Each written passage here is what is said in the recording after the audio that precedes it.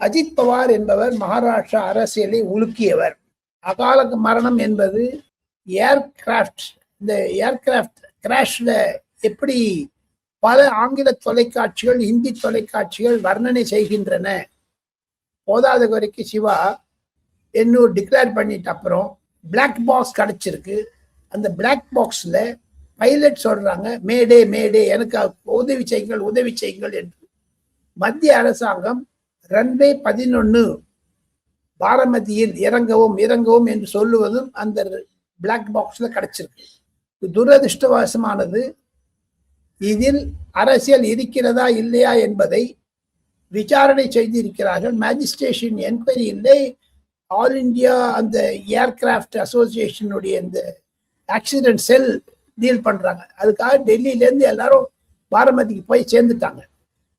இன்று மாலை அமித்ஷா அவர்கள், நாளை ஒருவேளை பிரதமர் போவதாக இருக்கிறது.